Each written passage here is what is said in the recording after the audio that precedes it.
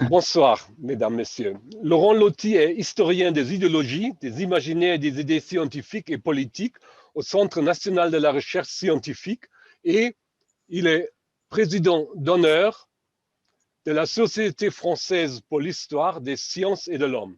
Il travaille sur les conditions de la découverte scientifique, sur nos représentations de l'individu de la société et sur l'humanisme de l'imprimerie au numérique. Ses travaux sur la lumière, les sciences et les fictions prônent une paradoxale indisciplinarité au service d'une imagination politique et juridique mélioriste. Voilà pour la présentation. Bienvenue, mon cher ami. Merci. Ce soir, nous voulons parler d'un livre de Rétif de la Bretonne.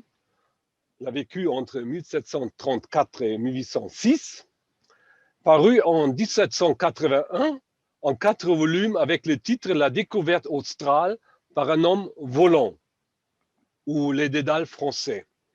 C'est un titre curieux car à l'époque, le déplacement par vol n'était encore guère d'usage. Voilà donc déjà un côté utopique de ce roman de notre soirée. Mais avant d'entrer dans les détails, nous voudrions te demander, cher Laurent, si tu pourrais nous donner un rapide résumé de ce roman. Bon, alors, rapide, ça va pas être facile puisque le texte fait 1000 pages et le roman ne fait que 500 pages. Le reste, il y a encore plein d'autres choses après le roman. Mais je vais vous évoquer d'abord le roman de la découverte australe par un homme volant ou le dédale français en vous montrant en même temps des images. Est-ce que tu peux, Henri, alias Heiner, me permettre de partager l'écran? Attends. Oui. C'est possible? Oui. Voilà, ça y est. Alors, qu'est-ce que je vais faire? Je vais partager peut-être tout l'écran. Et puis, attendez, alors excuse-moi, je vais faire mon petit rangement.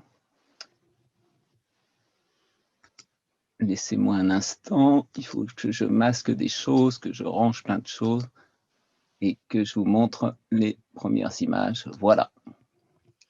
Non, je ne vais pas commencer comme ça, mais ici.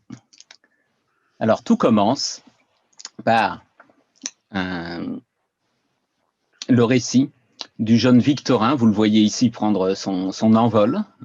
Il a inventé une machine à voler, on en reparlera sûrement plus tard. Et comme il ne peut pas se marier avec la jeune femme qu'il aime, Christine, qui est à gauche, là, vous la voyez. Vous voyez bien? Oui. Il n'y a pas de problème? Oui. D'accord. Ça se passe au début du XVIIIe siècle, nous raconte en fait un homme venu d'Australie qui raconte ça à plus ou moins à l'auteur, disons, qui s'appelle pas Rétif de la Bretonne, mais qui s'appelle, enfin son nom est dit à l'envers, vous verrez pourquoi plus tard, Nicoèdme Fiter. Donc un Australien nous raconte que Victorin, il y a au moins 2 générations, a inventé une machine à voler, a enlevé sa chère Christine grâce à cette technique extraordinaire qui fait de lui une espèce de grand oiseau, et a pu l'emmener, pardon, j'ai du mal en même temps à regarder les images et vous raconter l'histoire, mais je vais y arriver, a pu l'emmener dans un mont inaccessible, où il finit par créer une petite communauté dans laquelle il peut, contrairement à toutes les règles de la société qui l'en empêchent, se marier avec Christine, avoir des enfants, faire venir une troupe d'une douzaine de personnes qui, grâce à des métiers divers et variés, permettent à toute la petite communauté du Mont Inaccessible de vivre et de vivre heureuse.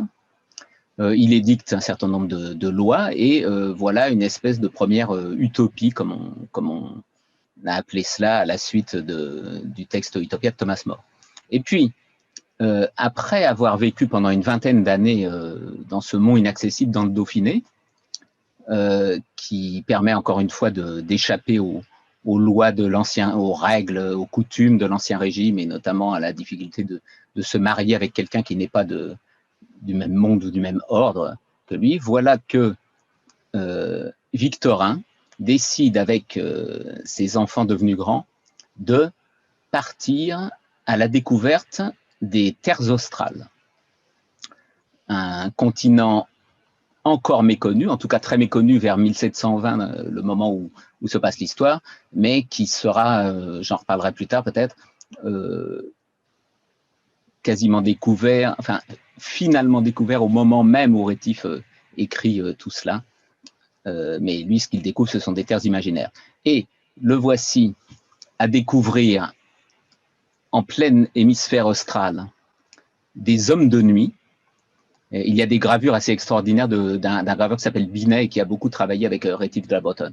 Ce sont des hommes et des femmes de nuit, ou femmes et hommes nocturnes qui voient très mal le jour, mais qui voient magnifiquement bien la nuit. Et les hommes volants, vous les voyez ici avec leurs ailes repliées, les découvrent, finissent par rebaptiser l'île, donc là en colonisateur, si on peut dire, île Christine, du nom de la reine Christine enlevée à ma gauche là sur l'écran. Et ils s'installent là et font venir plus tard un bateau entier rempli d'Européens qu'ils sont revenus chercher pour créer une société beaucoup plus importante que celle du monde inaccessible. Et puis, dans un deuxième temps encore, ces voyageurs découvrent des géants patagons. Et là, on est à cheval entre le mythe et ce qu'on pourrait appeler la science, mais il vaudrait mieux parler, disons, de savoir de tous les voyageurs qui ont voyagé à l'époque et auparavant en Afrique, en Amérique latine parfois, et ont rencontré des peuples comme ceux qui s'appellent les Patagons. Mais on est à cheval, on est proche aussi du mythe, puisque les Patagons sont censés être beaucoup, enfin, il est censé avoir existé déjà des géants, hein, comme aussi dans les mythes grecs, pardon, ou antiques. Hein, bon. Et Victorin organise le mariage entre sa descendance et une femme patagone, Ishmitris, qui est beaucoup plus grande et qui sont beaucoup plus à la fois grands et savants. Et c'est une manière, j'y reviendrai aussi, de pratiquer un eugénisme dit positif, consistant à améliorer la race ou l'espèce, comme vous voulez. Il faudra que je revienne aussi sur ces termes. Bon. Et donc là, il y a une scène de mariage avec des Patagons, et puis là, c'est la grande cérémonie dont on pourrait, qui peut-être rappelle des éléments soit de franc-maçonnerie, soit de... Bon, il y a un mélange de christianisme et puis de religion de la nature dans cette fiction. Alors, vous voyez là le jeune homme descendant de Victorin avec une Patagone. Mais ce n'est pas tout. Les voyageurs continuent, grâce à leurs ailes volantes, à faire voyage après voyage et à découvrir peu à peu une série d'îles en faisant tout le tour de l'hémisphère austral, plus ou moins le long d'un parallèle, et découvrir des îles peuplées d'hommes animaux, comme par exemple ces hommes singes, qui, bien sûr, comme tous les singes, ressemblent beaucoup à des hommes, surtout si là, ce sont des hommes singes. C'est très difficile de comprendre ce que ça veut dire que des hommes singes dans le texte de Rétif et dans les gravures aussi. Mais on va aller vers d'autres animaux et on va comprendre mieux, enfin, hommes animaux, de quoi il s'agit. Donc là, voici des hommes ours, donc à mi-chemin entre l'homme et l'ours, ou la femme ours et l'ours au féminin. Et en fait, ce sont, pour Rétif, des êtres animaux qui ont atteint le stade de l'humanité et qui auraient pu exister ou qui ont pu exister en Europe, mais qui ont été détruits par des êtres plus évolués. C'est-à-dire qu'il y a toute une théorie chez Rétif, mais à travers une fiction, sur des rapports de force en fait entre des races ou des espèces qui font que ce sont les hommes que nous connaissons en fait dans nos contrées qui ont pris le pouvoir sur les autres et qui ont empêché les autres de se développer. Mais comme dans l'hémisphère austral, ils étaient isolés et tranquilles, disons, eh bien, différentes espèces d'hommes animaux se sont développées indépendamment et ont atteint le stade de l'humanité. Et puis, il y a aussi des croisements. C'est-à-dire que si c'est difficile à comprendre, c'est que il est possible aussi que des hommes ours aient couché avec des femelles humaines, disons, et que ça ait donné enfin tout est possible dans les théories biologiques avant la lettre de Rétif de la Bretonne. Donc un homme-chien, ça peut être le croisement d'un homme et d'un chien, ou bien ça peut être un chien qui a atteint le stade de l'humanité. Voilà, je fais défiler, il découvre de nombreuses îles, les hommes cochons, l'île des hommes et des femmes taureaux, l'île moutonne, et vous voyez à chaque fois les hommes ailés qui les découvrent, l'île des hommes castors. Alors vous voyez comment, avec beaucoup de gentillesse, les hommes volants d'origine européenne s'occupent des hommes et des femmes castors, mais il y a en même temps quelque chose de terrible et qui correspond à la colonisation de l'époque, c'est que les castors servant en fait à... Enfin, après leur mort, on récupère leur peau, et il y a toute une vente de peau de castor à l'époque. Et bien là, les hommes castors, après leur décès, on se sert aussi de leur peau dans l'hémisphère austral, de la découverte australe. Je passe sur les hommes boucs, qui rappellent un peu une robinsonnade. Bon, c'est une histoire longue et complexe. Les hommes chevaux, avec... En fait, Rétif est très connu pour... pour ses textes libertins. Disons, quand on ne le connaît pas, on le connaît comme auteur d'œuvres libertines, et dans la découverte australe, il n'y a quasiment aucun libertinage, sauf dans les gravures où ça ressurgit beaucoup. Et voici les hommes ânes, que je ne commenterai pas davantage et que je vous laisse observer avec intérêt, mais pas jusqu'au bout, car il faut savoir patienter. Voici les hommes grenouilles et encore les hommes serpents et femmes serpents qui ne sont pas, comme évidemment, en référence à la Bible. Tu as encore une phrase pour le résumer. Alors, pour la dernière phrase, je dirais qu'après les hommes éléphants, qui sont assez magnifiques, j'aurais aimé les agrandir beaucoup, mais je vais essayer de ne pas mettre un point tout de suite à la fin de ma phrase, et les hommes lions qui ressemblent au roi de... Rétif s'inspire beaucoup de Buffon, hein, au roi de la nature.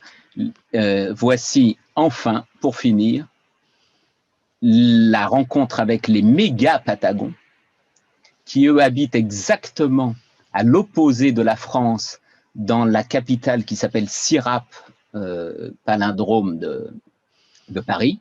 Et les méga Patagons sont tellement sages qu'ils vont apprendre aux hommes européens bien des choses qu'ils ne connaissent pas sur la nature et la société, et qui leur servira ensuite à proposer une constitution qui elle-même pourra être améliorée, constitution qui sera proposée à tous les hommes animaux qu'ils ont rencontrés auparavant. Voilà, et là c'est une autre histoire, je m'arrête là. Merci beaucoup. Je voudrais savoir, on laisse les images pour l'instant, je voudrais savoir quel genre présente ce roman. Est-ce que c'est un roman? Est-ce que c'est une... Comment pourrais-tu nous expliquer le genre du roman de Rétif de la Bretonne? Alors, c'est une question à laquelle il est difficile de répondre pour la raison suivante. C'est que je viens d'évoquer rapidement ce roman qu'on dirait aujourd'hui utopique, hein, qui se déroule sur 3 générations et qu'il faudra appeler donc un roman utopique. On pourra parler peut-être tout à l'heure du fait que il y a des éléments scientifiques, et beaucoup même dans ce texte, si bien qu'on pourrait appeler ça aussi de la science-fiction aujourd'hui. Le terme date, c'est science fiction, je crois, enfin, ça apparaît au début vers 1910, mais en fait la science-fiction date, sans le mot, hein, de bien avant les textes du XXe siècle ou les textes de Jules Verne, et le texte de Rétif de la Bretonne, la découverte australe, est en grande partie, peut être considéré après coup comme un texte de science-fiction. Mais si la chose est encore beaucoup plus compliquée pour ce drôle de texte, ce texte si étrange, c'est qu'après, bon là je vais répondre très vite, et après je répondrai plus en dialogue peut-être avec Rainer ou Henri. Après ce roman qui fait 500 pages, se trouvent des textes qui sont comme des textes encyclopédiques. Voilà. On dirait aujourd'hui scientifiques. Il les appelle, lui, des notes historiques. Mais le terme d'histoire est utilisé, par exemple, à l'époque, en 1781 pour parler de l'histoire naturelle, et on dirait aujourd'hui sciences naturelles. Donc ce sont des notes historiques qui présentent l'histoire de toute l'évolution du cosmos depuis les théories de l'Antiquité jusqu'aux théories des mégapatagons qu'on a vu tout à l'heure, de sa fiction, qui sont en fait ses théories à lui, de Rétif. À quoi s'ajoute la lettre d'un singe, qui est une lettre écrite par un homme singe qui revient de l'Australie. Nous allons y revenir. À quoi s'ajoutent des notes sur la lettre d'un singe, dans lesquelles Rétif en fait reprend 100 ou 200 pages de textes qu'il prend à des sortes de manuels de l'époque, des compilations, disons, qui eux-mêmes reprennent des récits de voyage. Et Rétif, à travers ses notes, veut montrer que ce qu'il y a de plus délirant dans sa fiction, et il le sait bien, hein, il a beaucoup d'imagination, et il s'en amuse beaucoup. Par exemple, les mégapatagons qui vivent à Sirap, ils ont sur la tête un chapeau qui ressemble à des chaussures. Hein, tout est inversé. Donc il a beaucoup d'humour, il sait très bien qu'il invente, il est le premier à le savoir. Mais en même temps, il veut nous faire comprendre que ces théories, par exemple sur les hommes animaux, ne sont pas si fausses que ça, ou que les singes sont assez proches de l'homme, ou que l'homme vient du singe, hein, en fait, bien avant Darwin, bien avant que ça ait tant de succès avec quelqu'un comme Darwin, tant de succès et aussi tant d'effets provocateurs. Il reprend plein de petits récits de voyageurs des siècles passés qui montrent que les singes sont très intelligents, qu'il y a probablement eu des croisements d'hommes et d'animaux, etc. Et puis le texte n'est pas encore terminé parce qu'après cela, il y a la dissertation sur les hommes bruts qui sont des notes sur le roman.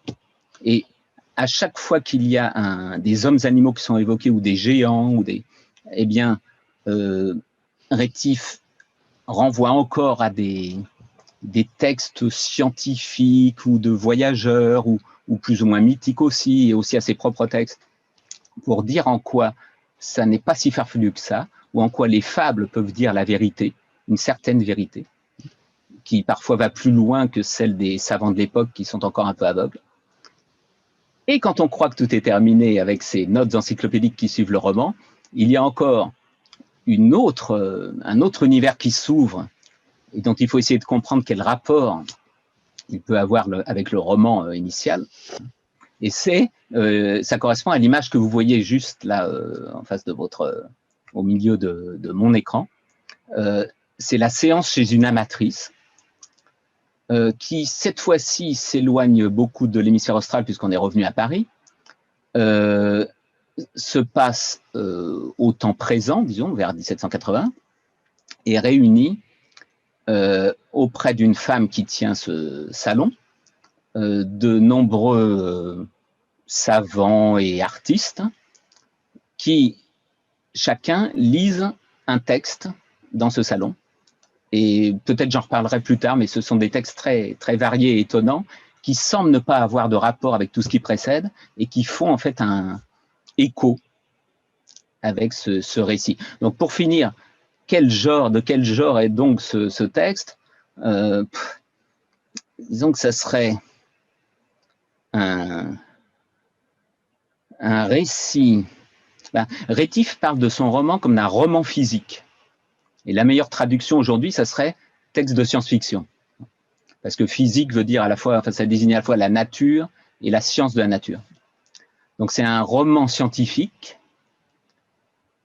qui est complété par une sorte d'encyclopédie sur les hommes et les animaux et les singes et le cosmos, et complété encore par des satires qui font partie en fait du roman utopique. Voilà, impossible de dire le genre en un seul mot. Vous l'avez vu, j'ai pas réussi. Un nouveau genre, un genre, en fait, un terme clé de Rétif de la Bretonne est le terme soit d'original, soit de singulier. Il dit qu'il a écrit une série d'idées singulières. Il a écrit plusieurs livres qui sont des projets de réforme, qui sont des idées singulières. Et donc c'est un genre singulier. Et puis nous avons parmi nous là ici Françoise Le Borne qui a écrit une thèse entière sur la question des genres chez Rétif de la Bretonne. Donc elle pourra peut-être en dire un mot tout à l'heure lors de la discussion, mais je pense qu'elle ne sera pas en désaccord avec moi pour dire que c'est un peu difficile de désigner le genre de chacun de ces textes. Est-ce que je retire le partage des images ou... Allô? Est-ce qu'il y a quelqu'un?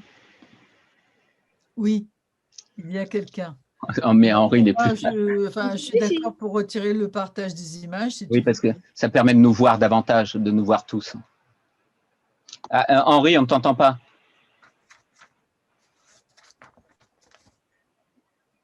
Heiner, tu es muet, c'est pour ça que le chef d'orchestre n'est...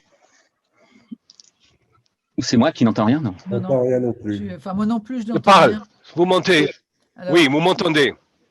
là, c'est bon. Vous m'entendez? Oui, oui. Oui. Oui, Oui. oui. Laurent, nous avons parlé de la technique. Il construit une machine à voler il a construit une machine à voler très en avance de son temps. Et tu m'as promis de lire une page où il décrit la machine à voler. Oui. Alors, je vais le faire. Alors, vas-y, Alors, du coup, vas-y. je vais repartager un peu l'écran pour que vous voyez en même temps la beauté de la typographie de texte de cette époque. Ah, Oui, ça y Heiner, est, tu peux partager. d'accord. Alors, où est-ce que je vais la trouver là? Attendez. Bon, je vais repartager tout mon écran et je vais mettre en... Alors, voici Qu'est-ce que je veux lire? Le premier texte, voilà. Attendez. Voilà, alors ça, c'est toute une histoire encore, parce que c'est encore plus complexe ce texte, et il y a toujours chez Rétif, ou souvent chez Rétif une ou deux pages.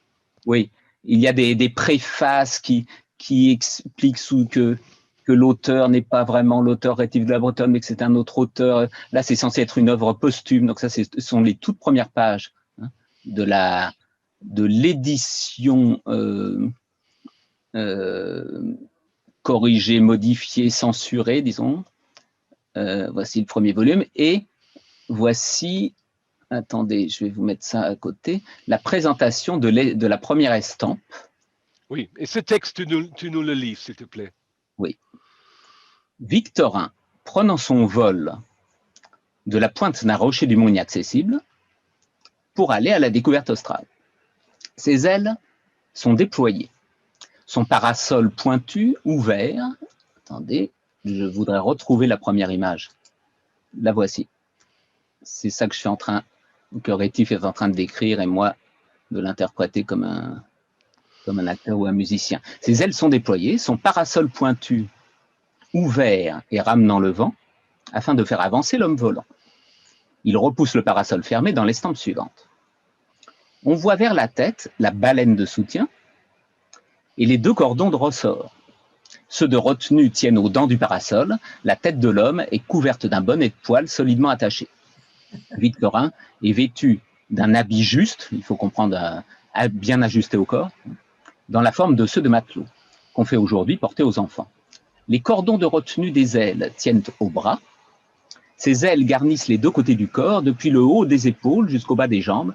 Elles sont de fort taffetas, soutenues par des baleines et mises en jeu par un ressort placé sous la poitrine, qui est mue par une sangle de soie, laquelle tient à un cordon qui passe sous la plante des pieds et qui est contenu le long des jambes et des cuisses par de petits anneaux de buis.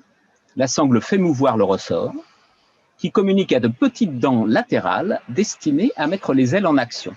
Victorin est dans l'attitude de donner le mouvement à sa machine, en allongeant une jambe et pliant l'autre. Son panier de provisions pend à sa ceinture, et on voit flotter la sangle qui doit lui servir à porter ce qu'il enlève, etc. En principe, nous voulions parler sur un écrivain et nous découvrons un mécanicien. Et oui, alors, Victorin a un vrai besoin de construire cette machine parce qu'il veut enlever Christine. On a déjà vu la photo où il enlève Christine et il la porte sur le mont inaccessible où ils font toute une communauté.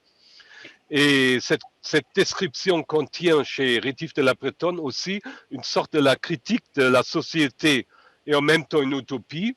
Nous en avons déjà parlé. On devrait parler aussi sur le thème du colonialisme ou même du racisme comme Rétif. Et comment Rétif de la Bretonne se positionne-t-il? Ici encore une fois, il est très avance sur son temps. Oui, alors j'essaie de réagir à ce que tu dis. Bon, surtout peut-être autour du mot-clé d'utopie. Mais d'abord, je voudrais redire une chose sur la transition entre cette image technique là et l'utopie. Donc, en fait, ce qu'on a appelé utopie à partir du texte de Thomas More, qui date de 1516, on a dit que ça n'existait plus, en gros, que ce n'était plus un genre littéraire à partir de la Révolution française. Parce que la Révolution aurait remplacé, disons, le besoin d'imaginaire utopique, sous-entendu idéal impossible, comme d'un idéal impossible. Et bon, et une jeune amie qui m'a fait le bonheur de me demander de la diriger pour sa thèse, Anne-Rosane Morel, et avec qui j'ai travaillé, et j'ai travaillé avec d'autres personnes que j'évoquerai tout à l'heure pour l'édition de la découverte australe qui n'est pas terminée, là, mais on essaye de faire ensemble une édition critique. Donc Anne-Rosane Morel a fait une thèse sur l'utopie pendant la Révolution française, et alors qu'on disait que ça n'existait plus, parce qu'on abandonne les rêves utopiques anciens, archaïques, et on passe à la vraie politique, notamment avec la Révolution française, bon, eh bien en fait elle a découvert une soixantaine d'utopies, de fictions utopiques pendant la Révolution française. Et puis, on a dit ensuite que l'utopie était abandonnée parce qu'on passait au genre littéraire de la science-fiction. Et en fait, la science-fiction, c'est la suite de l'utopie. Et les textes utopie, étaient pour une grande partie des textes de science-fiction, sauf que ce n'était pas forcément les mêmes sciences que ce qu'on imagine aujourd'hui. La technique jouait un rôle majeur, comme dans toute société, d'une manière ou d'une autre. Mais bien sûr, on a le sentiment, et pas à tort, que la technique bouleverse absolument le monde, disons, avec la révolution industrielle au XIXe siècle. Mais les techniques agricoles qui font passer d'une période à une autre dans les temps préhistoriques, c'est absolument essentiel. Et là, la technique, par exemple, de Victorin qui permet le vol, lui permet de voler, d'enlever sa bien-aimée, mais lui permet aussi de découvrir l'hémisphère austral. En fait, il invente ça. Tu disais, Henri, qu'il est très en avance sur son temps. Quand il invente cette machine à voler, il l'invente quelques années avant que les montgolfiers réussissent à faire voler des montgolfières. Et c'est assez délicat l'expression de... Enfin, est-il en avance sur son temps? Moi, quand j'ai d'abord beaucoup travaillé avec des historiens des sciences, il était, disons, en gros, il était à la mode, il y a peut-être une cinquantaine d'années, de dire qu'il ne fallait que, et peut-être auparavant encore, que des gens pouvaient être en avance sur leur temps. Il a été ensuite à la mode de dire que c'était une grave erreur de penser que des gens sont en avance sur leur temps parce qu'ils sont toujours de leur époque, de leur temps, et qu'il est impossible de sortir de son époque. Et moi, je crois qu'il faut être plus subtil avec ça et comprendre à la fois que on est forcément évidemment de son temps, mais que des pensées minoritaires ou des auteurs singuliers peuvent percevoir plus tôt que d'autres des changements à venir, ou bien être sensibles plus que d'autres à des processus, des phénomènes que d'autres ne sentent pas ou ne voient pas, ou bien avoir une imagination telle, et c'est un des propres de ce qu'on appelle aujourd'hui la littérature ou les arts, qu'ils songent à l'avance à des choses qui ne sont pas encore, disons, réalisables. Bon. Et donc, Rétif, à la fois, il est de son temps, parce que beaucoup de gens rêvent à l'époque de rendre enfin possible le vol. Il y a les montgolfiers, mais il y en a d'autres encore. Jean Starobinski a écrit un livre entier sur les, alors je sais plus comment ça s'appelle, mais sur l'imaginaire autour de 1789, et il mettait en évidence, il vient de décéder, qu'il y avait tout un imaginaire du vol à cette époque. Et en même temps, Rétif invente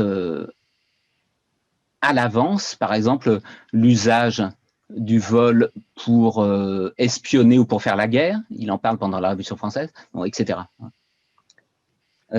Sur l'utopie et la science-fiction, je pense que c'est important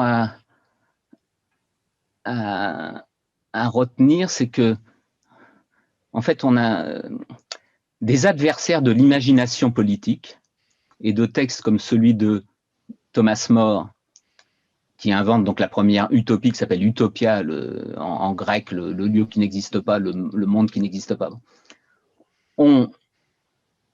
Ils ont été plusieurs à vouloir faire croire qu'on ne pouvait pas imaginer un monde meilleur que notre monde. Et le terme d'utopia, en fait, en 1516, n'était qu'un nom propre, le nom du texte de Thomas More. Et c'est seulement au début du XVIIIe siècle que, en français, Leibniz, allemand comme vous savez, mais parlant la langue, disons, universelle ou impérialiste de l'époque, c'est-à-dire plutôt le français, enfin, pour avoir du succès, il écrivait en français, Leibniz, en même temps qu'il a défendu aussi l'usage de la langue allemande dans les sciences. Leibniz invente le nom commun utopie pour dire que c'est une vaine chimère, un idéal impossible, parce que Dieu ayant tout fait au mieux, à l'optimum, c'est l'origine du mot optimisme, eh ben on ne peut pas inventer mieux que ce qui a déjà été fait. Et ça veut dire aussi qu'il faut se soumettre au monde tel qu'il est. Au même moment, 5 ans avant, Mandeville, en Angleterre, invente le mot utopia comme nom commun pour dire la même chose. Et tout le monde s'est mis à croire aujourd'hui, et dans peut-être toutes les langues du monde, parce que tout ça, ça circule. J'avais cherché pour l'indonésien, bon, par exemple, au hasard.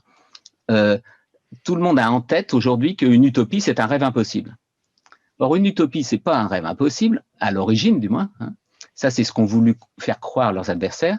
C'est un texte littéraire et philosophique et politique qui critique le monde réel et qui présente et qui joue comme dans un roman, à présenter un monde meilleur ou idéal, et c'est pas pareil d'ailleurs, meilleur ou idéal, parce que idéal, c'est vraiment impossible, et meilleur, c'est possible, je vous donne mon point de vue, mais c'est pas difficile de le partager, au moins pour cela. Soit un monde idéal qui se présente comme un paradis, soit plutôt un monde meilleur, et il est présenté dans ce qu'on appelle une fiction utopique, comme s'il existait déjà. Et c'est ça la force extraordinaire de l'invention de Thomas More. Et Rétif refait la même chose ici. Oui. Pardon. Alors Rétif de la Bretonne sait allier d'une manière surprenante la réalité. Il profite de ses dons d'observation et de l'imaginaire. Son roman prouve donc que la littérature a aussi une côté de prédication, n'est-ce pas? Oui, c'est... Je réagis d'abord à ton propos en disant que je crois qu'une des grandes puissances de l'œuvre de Rétif de la Bretonne, mais je ne la maîtrise pas entièrement parce que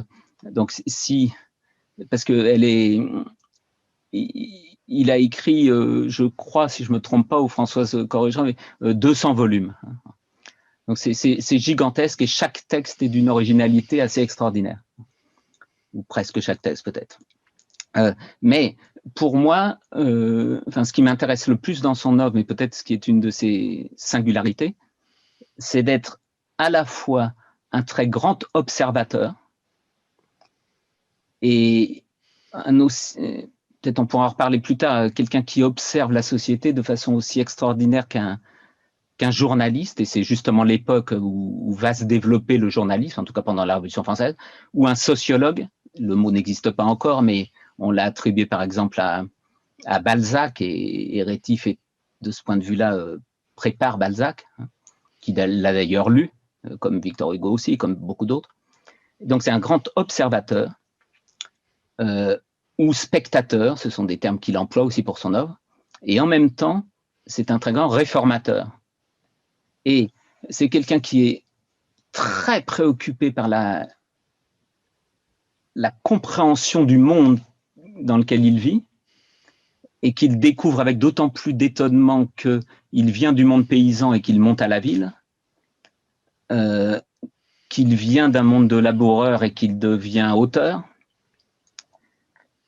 Et donc, comme il est comme un étranger à ce monde qu'il découvre, ou comme ces étrangers que les philosophes des Lumières imaginent, là, les ingénus, les Hurons, les Candides, bon, il observe tout cela, et en même temps, mécontent de ce qu'il voit, c'est un grand réformateur, quelqu'un qui propose des projets de réforme, et qui les propose parfois et souvent en romancier, c'est-à-dire en faisant croire que la réforme est déjà établie ou qu'elle pourrait l'être, ce qui en fait suscite l'imagination. Donc oui, c'est une relation entre l'imaginaire et la réalité qui est stupéfiante dans la rencontre puissante qu'il opère. Merci bien. 20 ans après la fondation de la communauté sur le monde inaccessible, il parle, comme tu nous as déjà dit, à la découverte des îles australes. Le monde des animaux qu'il décrit évoque les thèmes d'eugénisme et de transformation. Et après tout, il me paraît que Lamarck a bien lu le roman de Rétif, n'est-ce pas? Alors là, j'ai l'impression que tu joues à… Tu sais, comme je sais que… Bon, là, tu m'interviews et j'en suis très heureux et très fier, mais je sais que tu as déjà interviewé aussi Diderot, hein, en direct, hein, Balzac aussi, je crois. Et donc là, tu spécules un peu, tu imagines comme Rétif en imaginant qu'il a lu Lamarck. Alors en fait, à ma connaissance… Non, pardon, que Lamarck a lu, là, je fais pire que toi. Que Lamarck a lu Rétif. Alors en fait… bon, ce qui tourne autour du transformisme ou l'évolutionnisme, pour employer le mot moderne, qui venait pas d'ailleurs de Darwin, mais de Spencer, qui a fait connaître davantage, enfin, qui a développé qui a fait connaître encore plus Darwin, disons, et puis peut-être aussi l'allemand Haeckel. Le transformisme ou l'évolutionnisme, et puis l'eugénisme, je vais en reparler, ce sont des thèmes très importants dans ce texte. Et d'ailleurs, enfin, c'est un texte que j'ai découvert quand j'étais tout jeune, qu'on m'a mis dans les mains pour écrire une maîtrise là-dessus, ou ce qu'on appelle aujourd'hui un master. Et je l'ai trouvé tellement compliqué, moi qui adore les textes compliqués, qui normalement, tout de suite, je fonce dessus, que j'ai même pas osé faire une maîtrise là-dessus. J'ai fait ça sur autre chose, et sur les théories. C'était beaucoup plus facile à lire, les théories philosophiques et scientifiques de Rétif, qu'il écrit 10 ans après, sur le transformisme ou l'évolutionnisme, et l'eugénisme. Et à l'origine, peut-être que je me suis surtout intéressé à ce texte à cause de ça. Que se passe-t-il dans ce texte? Par une fiction, Rétif se met à imaginer, d'autres l'avaient fait un peu avant, mais c'est lui qui systématise ça, que les formes animales, hommes compris, disons, se transforment. Le mot d'évolutionniste n'existe pas encore, le mot de transformiste n'existe pas, lui il parle de perfectionnement, il parle de métamorphose parce qu'il s'inspire aussi il est nourri de Ovide. Et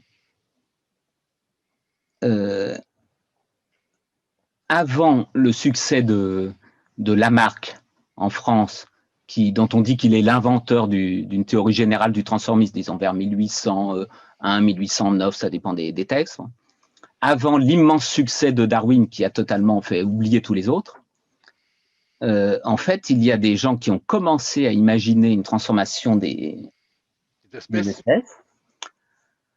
Par exemple, un auteur que Rétif utilise beaucoup en le recopiant dans ses notes historiques, mais en le trafiquant, en le modifiant un peu aussi, Benoît de Maillet, qui est l'auteur du Téliamède, vers 1700, enfin c'est publié après sa mort, mais c'est écrit vers 1720, et Rétif invente en fait la première, disons, fiction et théorie du transformisme. Mais c'est plutôt, j'hésite encore, il faut que je relise en fait le roman pour mieux comprendre encore. Bon, je suis sûr de moi quand je dis que en 1796, quand il écrit ce qu'il appelle Ma physique ou La physique, à ce moment-là, quelques années avant Lamarck, mais en fait, en même temps que plein d'autres gens, c'est même thème que tout à l'heure avec l'idée, est-ce qu'il est en avance ou pas sur son temps? En fait, en 1796, il sort une théorie qui paraît farfelue et qui n'est pas du tout acceptée par le monde savant, parce que c'est pas un biologiste, le mot est inventé en 1801, mais c'est pas un naturaliste, c'est un écrivain étrange, bizarre, qui n'est pas dans les normes, hein, et qui invente des théories un peu folles. Bon. Quelques années après, quelqu'un de beaucoup plus sérieux, connu pour être très fixiste, anti-créationniste, Dieu a tout créé, a créé tous les êtres de manière figée et pas du tout, ne se transformant pas. Lamarck, finalement, finit par penser qu'il y a une transformation des êtres les plus simples vers les êtres les plus complexes.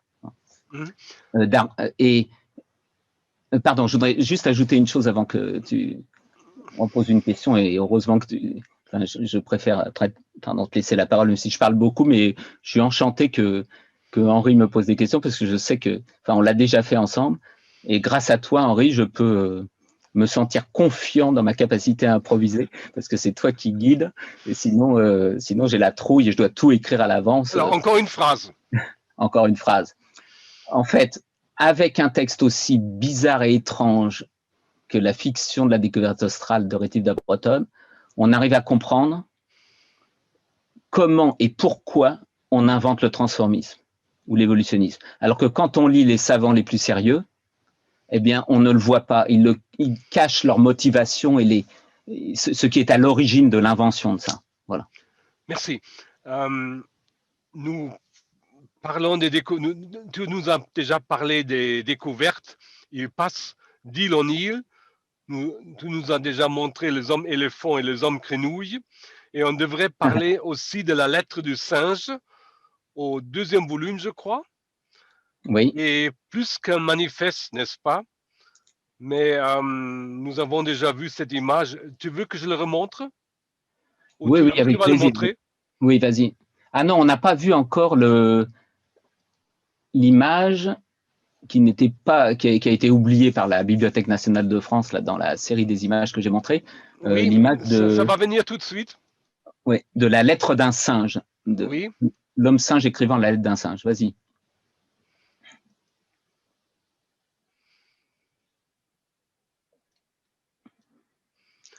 Voilà. Voilà. Superbe. Oui, voilà, très bien. Alors, vous arrivez à le lire là tout en bas, c'est César de Malacca. Ah, oups. César. On a perdu le.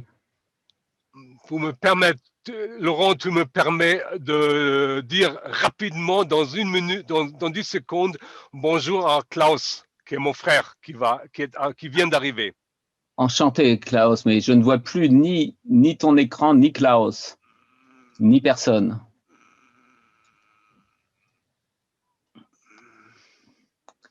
Voilà le mosaïque. Nous sommes actuellement 21.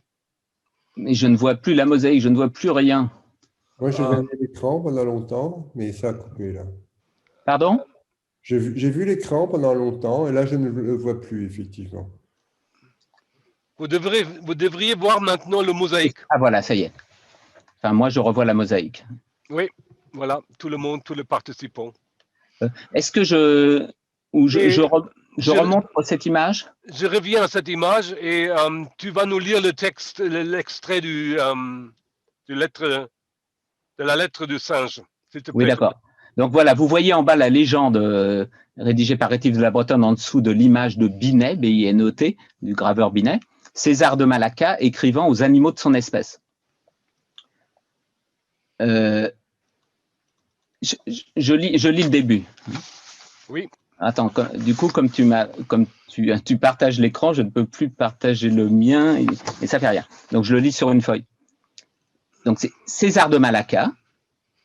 entre la Chine et la côte de Coromandel, de présent à Paris, grande ville d'Europe, capitale du peuple français, dans une maison qui donne sur le Palais Royal. À ses frères, les babouins, encore aux indomptables Pongo, je crois que c'est les orang-outans de l'époque, mais j'en suis plus très sûr, Njokos, mandrilles, marmots, anthropomorphes, vous ne le voyez pas là parce que je ne peux pas vous montrer l'image, mais à chacun des noms d'espèces de singes, Rétif attribue une petite note et ensuite il y aura des notes de, en tout 100 pages sur les différentes espèces de singes. Au baris, bec de lièvre, cynocéphale, mamonet, léocéphale, sagouin et sapajou, tête de mort, garibas, catouilla, macacos, Esquimas, Bugès, singe élorant et non élorant, papios, rieur, vulpocéphale, généralement à tous les singes sans queue ou cercopithèques, qui ont le malheur de vouloir imiter l'homme et auxquels ils donnent le nom de singe ou d'imitateur, soit libres dans les forêts de notre pays natal ou réduits chez les hommes dans un triste esclavage, salut, joie, bonne nourriture, repos et liberté. Voilà, merci beaucoup. Il y a un tas de remarques à faire autour de la découverte d'Australie. Rétif était le premier à la découvrir. Je vais essayer de te répondre, mais attends, Henri, tu allais trop vite pour moi sur le transformisme et l'eugénisme et sur la lettre d'un homme singe. Excuse-moi.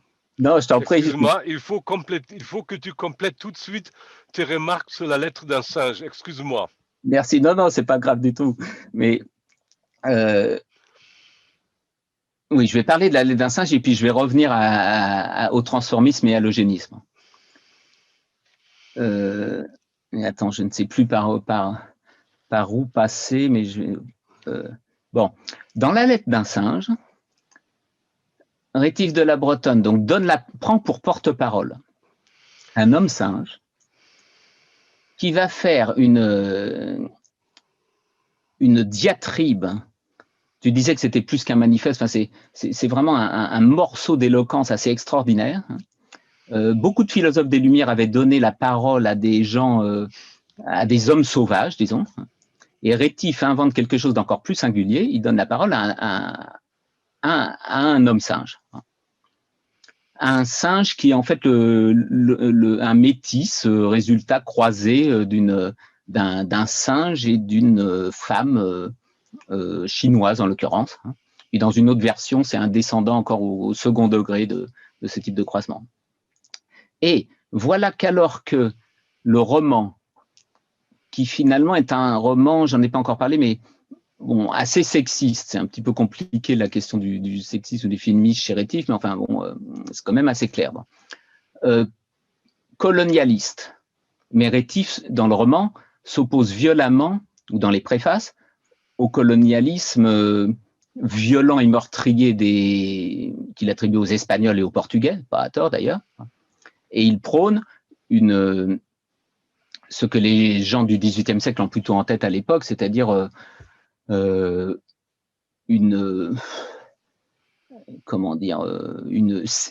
de civiliser les peuples rencontrés et qui n'ont pas la puissance technique des peuples européens.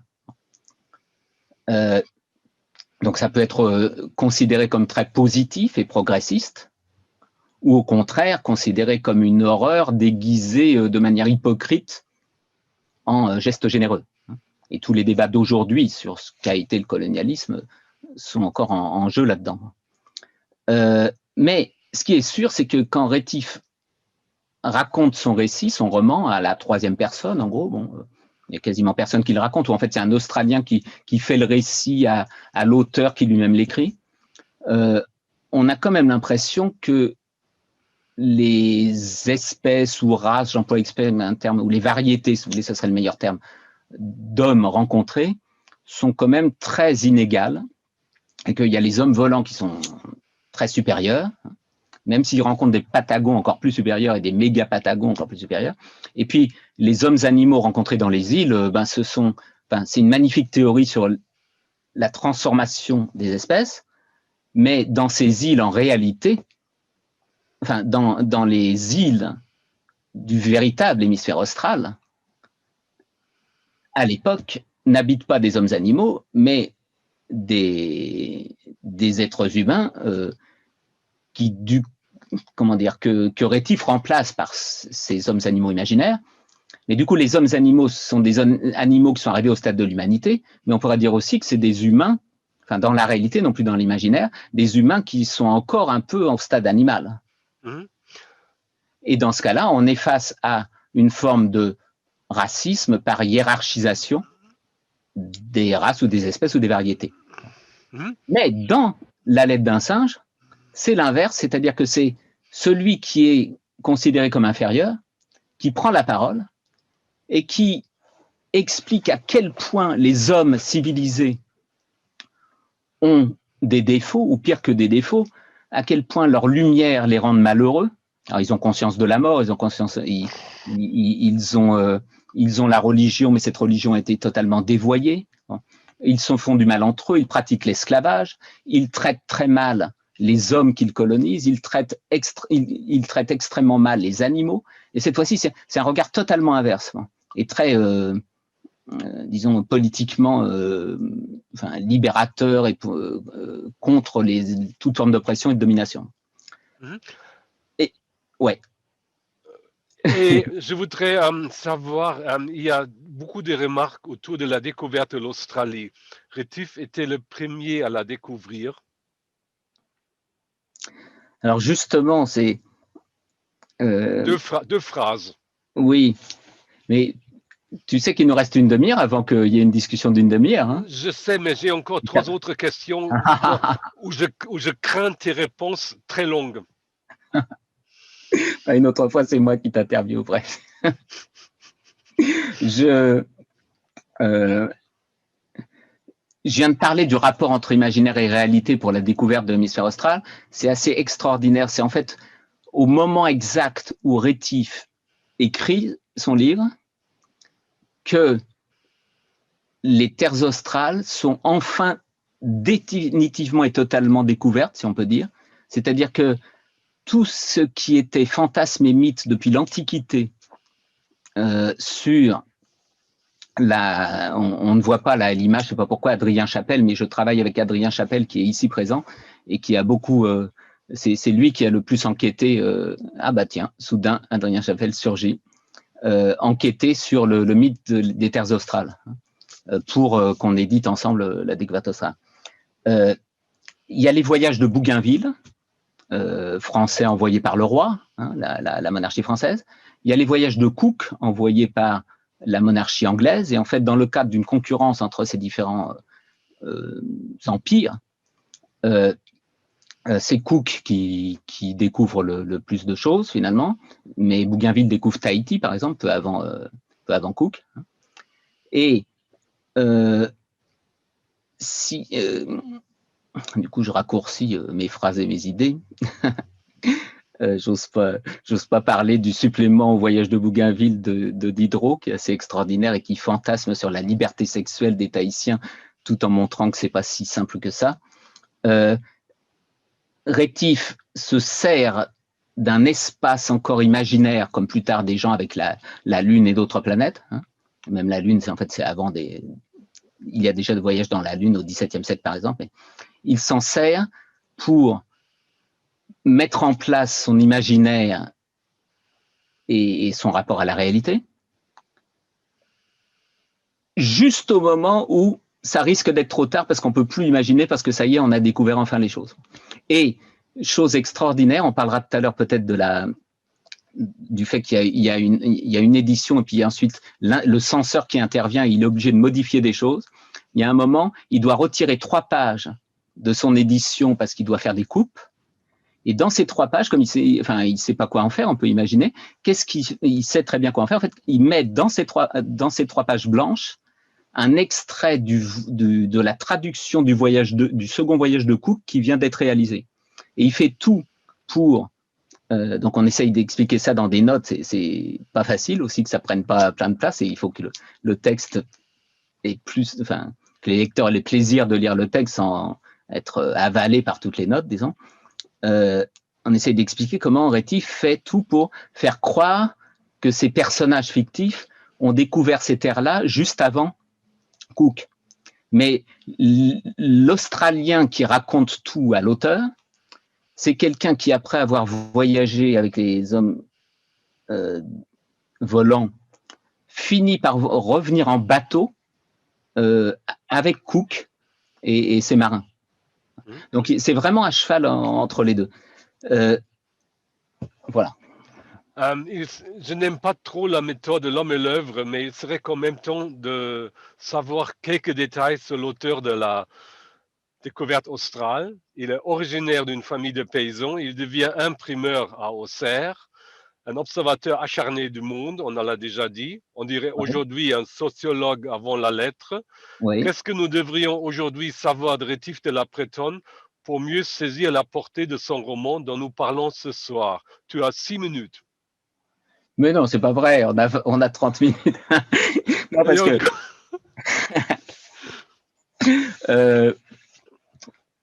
alors, je vais prendre un peu plus de 6 minutes parce qu'en te répondant sur l'auteur, je vais en fait parler aussi en même temps des théories transformistes et évolutionnistes et eugénistes dont je n'ai pas encore parlé. Et je vais partager l'écran pour montrer une superbe image. Est-ce que je peux? Oui. La voilà. Attends. Non. Oui, tu peux. Oui, merci. Voilà. Vous voyez, là, c'est une gravure, si je ne me trompe pas, de Binet aussi, qui se trouve en frontispice, c'est la première image, juste après les pages de titre, d'un autre ouvrage extraordinaire qui vient d'être réédité récemment par Pierre Testu, T-E-S-T-U-D, que j'ai entrevu là, mais il a des problèmes techniques et son écran, je ne sais pas s'il est resté, il sera peut-être là, il pourra intervenir tout à l'heure. Pierre Testu vient d'éditer en plusieurs volumes Les Nuits de Paris. Et cette première image met en scène Rétif lui-même, qui, dans Les Nuits de Paris, écrit entre 1788, enfin non, les premiers volumes sont publiés en 1788, et ensuite il y a une suite en 1794. Et là, et le sous-titre, c'est Les Nuits de Paris ou le spectateur nocturne. Et d'ailleurs, il y a une fausse édition enfin, qui en fait l'observateur nocturne. Rétif est là avec son manteau célèbre, son chapeau assez célèbre aussi, et au-dessus un hibou. Et on le voit mal, mais il y a des petites scènes là ici à gauche de la gravure et d'autres à droite. Et Rétif se met en scène en hibou parce que il se représente enfin, il est lui-même le hibou, spectateur nocturne, qui observe la vie de ses contemporains urbaines, citadines, de nuit, et qui connaît toutes les vices et les vertus des uns et des autres. Et qui, comme un hibou qui voit mal le jour, mais qui voit très bien la nuit, va pouvoir éclairer de son regard ses contemporains. Et j'ai fini par surgir de mon esprit cette formule. Je vais arrêter de partager parce que sinon je ne vous vois pas et je n'arrive pas à bien vous parler. Voilà. Rétif se pense comme le hibou ou l'homme de nuit des Lumières, c'est-à-dire celui qui grâce à son itinéraire, à ses origines paysannes, à ses origines ensuite, enfin à son parcours d'ouvrier typographe, c'est-à-dire qu'il a reçu une éducation qui lui a permis ensuite d'aller travailler comme ouvrier typographe. Il y avait dans la Société Rétif de la Bretonne quelqu'un qui vient de décéder à presque 100 ans, qui s'appelle Michel Lequen, qui était très passionné par Rétif de la Bretonne et qui était, m'a-t-il dit lui-même, un autodidacte qui a beaucoup écrit d'ailleurs sur les voyages de Christophe Colomb, sur l'utopie, un grand savant et en même temps un grand engagé trotskiste.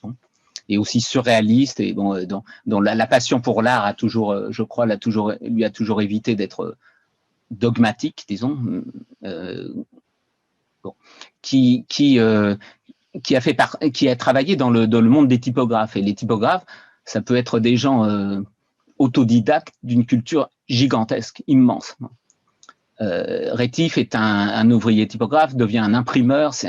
Il a lu beaucoup, et il pense que, enfin, il se met en scène plutôt, hein, comme celui qui éclaire son époque et éclaire ses contemporains philosophes qui, pense-t-il, sont eux-mêmes en partie aveugles.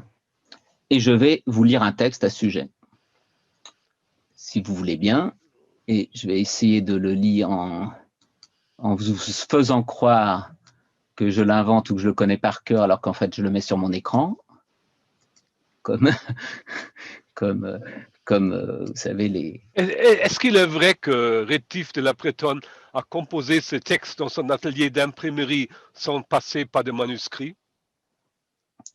Ça, on se raconte cela. Oui, alors pour ce texte-là, j'en sais rien du tout. Enfin, non, je crois pas que c'est lui qui l'imprime. Pour d'autres, je sais pas, peut-être Françoise qui est là ou Jean-Michel Andro, non, il a dû partir pour répondre. Il est encore là. Mais il y a Claude Klein aussi qui connaît bien le de Rétif. Mais Rétif, de toute façon, a travaillé sur les cases d'imprimerie, hein, comme on dit, en faisant varier beaucoup aussi la taille des lettres selon les émotions qu'il voulait faire ressentir. Hein. Et enfin, je ne sais pas si c'est une légende ou une réalité, désolé, mais enfin, il a probablement, de toute façon, il a imprimé lui-même certains de ses textes et il a dû peut-être parfois modifier et corriger, comme nous on corrige aujourd'hui sur notre ordinateur, directement à l'imprimerie. Oui, je voulais pas t'arrêter. Maintenant, la lecture de L'Homme de nuit. Oui. Alors, j'introduis un peu ce texte. C'est un texte très étrange. Il se trouve dans la Séance chez une matrice. Vous vous rappelez, je vous ai dit qu'à la fin de ce roman, suivi de textes encyclopédiques, il y a encore une série de satires, enfin, ou de critiques de la société. Critiques de l'ordre des médecins, critiques de l'ordre des savetiers, critiques des avocats, critique des mœurs des jeunes gens libertins, proposition de loi pour permettre, ça s'appelle la loterie, aux filles pauvres de pouvoir se marier en ayant une dot grâce à une loterie. Le dernier texte, le tout dernier texte de ces 1000 pages, c'est un petit conte, Le Ménétrier et les loups, qui raconte comment un jeune, je ne sais pas s'il est jeune, un campagnard, mais je pense à Rétif jeune, qui a vécu à la campagne, parvient à échapper au danger d'une meute de loups en leur jouant de la musique. Et donc là, c'est le côté positif de l'utopie, disons que c'est l'éloge de la musique de Gluck. Et par là, en fait, Rétif, avec ce tout dernier petit texte de quelques pages, fait comprendre que la civilisation, qui peut être très négative, critiquée dans la lettre d'un singe, pourrait progresser jusqu'à devenir très positive sur les conseils, par exemple, des méga-patagons, et qu'elle comporte aussi de merveilleuses choses comme la musique sublime de Gluck, une musique d'opéra qui fait de la civilisation quelque chose qui permet de dominer ses passions, jusqu'aux passions meurtrières ou aux passions sexuelles. Et puis, dans la séance chez une amatrice, il y a un texte qui paraît être complètement encore ailleurs et encore plus bizarre, étrange, qui s'appelle L'Homme de nuit. Et cet Homme de nuit, quelques années après, il est republié au tout début des Nuits de Paris. Et L'Homme de nuit, c'est aussi un autre mot, un autre nom pour désigner le hibou ou rétif. Dans les sciences naturelles de l'époque, l'homme de nuit, c'est l'homme nocturne. Et vous vous rappelez que Rétif a Donc, imagine que Victorin découvre d'abord l'île des hommes de nuit et des femmes de nuit. Là, je reviens à la fiction. Les hommes de nuit chez Linné, qui a placé pour la première fois dans l'histoire de l'humanité les hommes à côté des singes en inventant le mot de primate. Enfin, je crois que c'est lui qui l'invente. L'homme nocturne ou l'homme de nuit, en gros, c'est l'homme des cavernes, l'homme préhistorique. Mais l'homme de nuit, c'est aussi dans l'imaginaire du XVIIIe siècle, l'albinos, qui voit très mal le jour et qui voit la nuit et qui peut-être voit mieux même que les autres la nuit, c'est-à-dire comme le hibou. Et l'homme de nuit, c'est aussi, comme c'est l'homme des cavernes, l'homme inférieur, mais qui pourrait avoir des qualités supérieures, comme l'homme singe ou le sauvage. Et maintenant, je vais vous lire ce que Rétif écrit. J'ai fait des coupes pour que ça ne dure pas trop longtemps, que ça dure 5 minutes, sur l'homme de nuit. Donc c'est un petit morceau de... Comment dire? Il place ça au début des Nuits de Paris et il le fait lire à ses lecteurs et à la lectrice fictive à qui Rétif lit ses textes. Et puis, dans La Découverte australe, il le place dans La Science chez une matrice, avec un personnage qui dit à la matrice « Je vais vous lire un texte, l'homme de nuit. » Alors, c'est pas facile de démarrer parce que c'est un texte avec comment dire, pour savoir aussi s'il est en avance sur son temps ou pas. On a l'impression que Rétif d'Abretonne est à cheval entre, c'est des catégories trop strictes, mais un certain classicisme et puis une espèce de pré-romantisme, comme on a dit, ou de romantisme. Il a beaucoup plu aux romantiques allemands qui apprenaient aussi à savoir ce qui se passait durant la Révolution française en allant interroger Rétif de la Bretonne.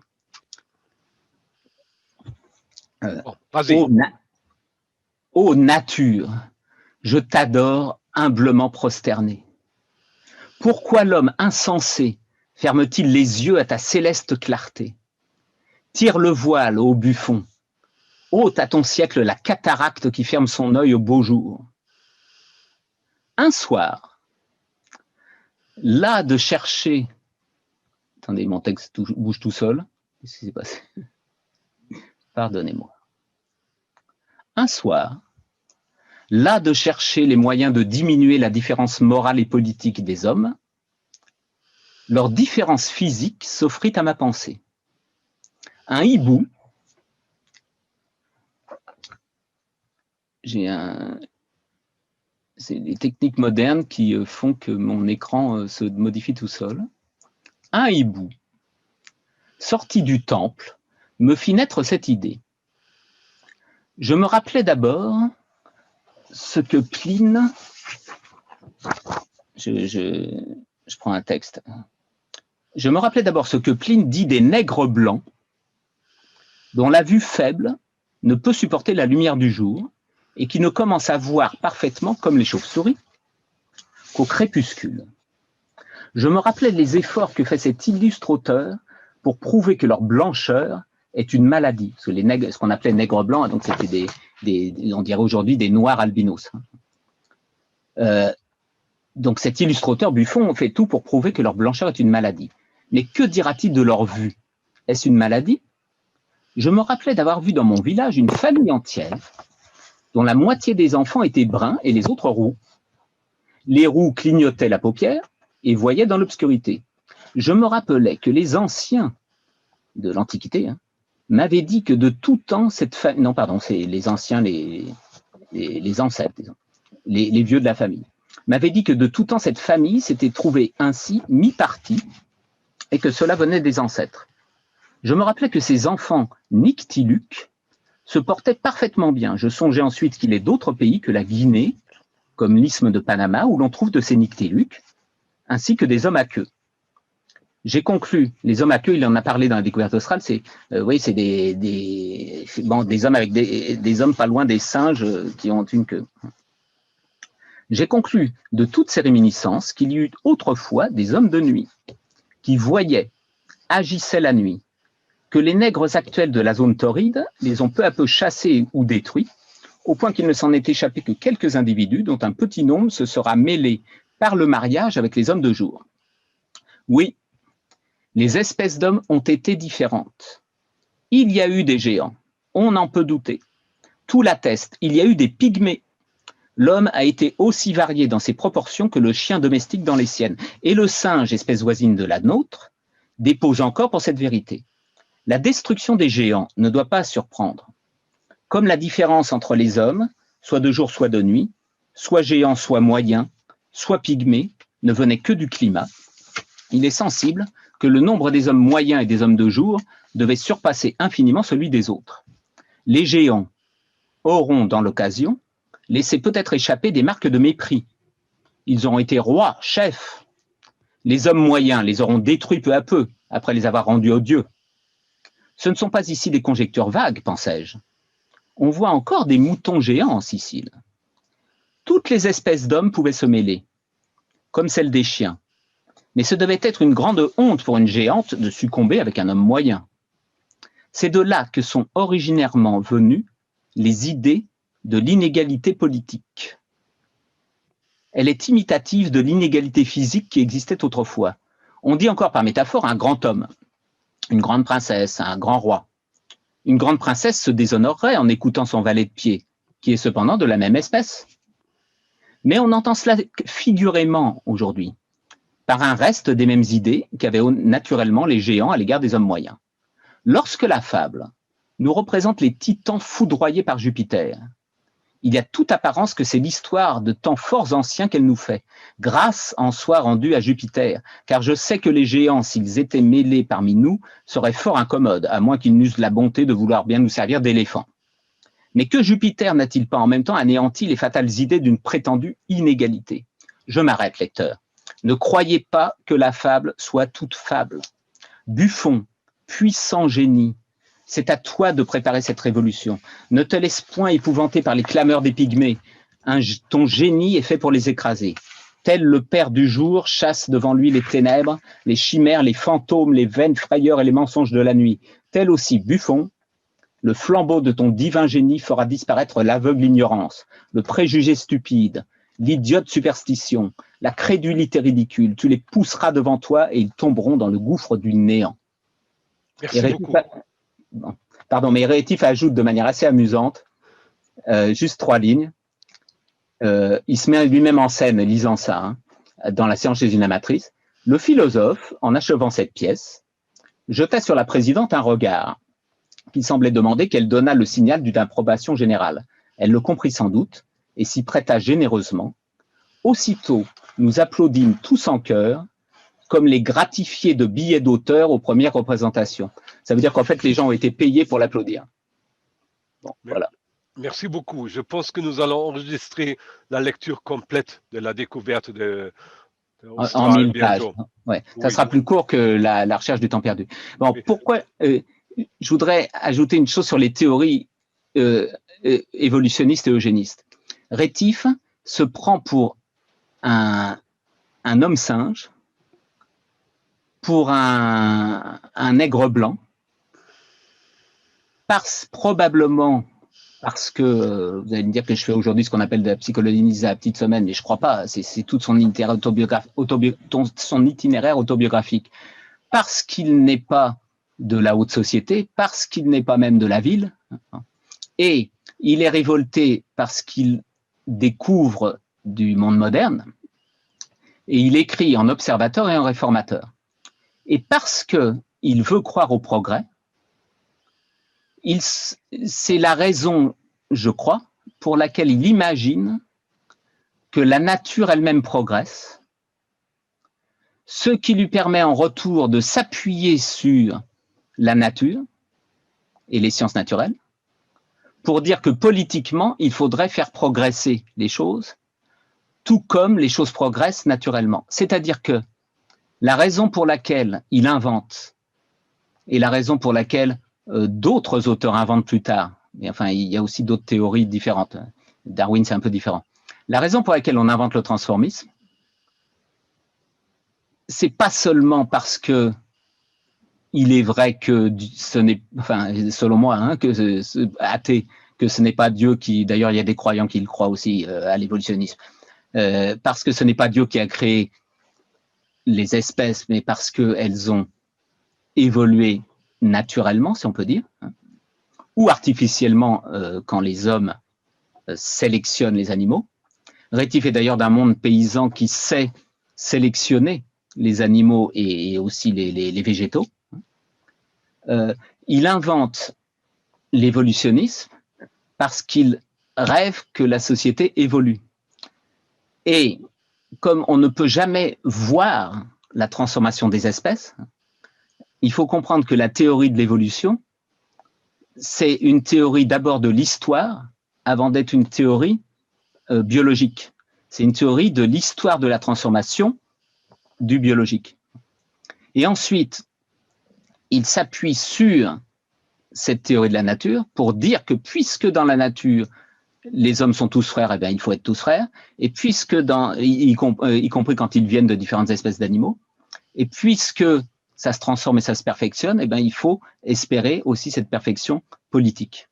Ce qui explique aussi, et ça mérite une drôle de méditation, parce que c'est assez troublant, que l'eugénisme qui nous a tant choqués à travers l'eugénisme nazi, et qui était en réalité un eugénisme partagé, enfin les projets eugénistes étaient partagés par l'immense, pas tous, mais une très grande majorité de savants, biologistes, anthropologues, etc., de très nombreux pays, et pas du tout spécialement les nazis, hein, ou les Allemands, disons.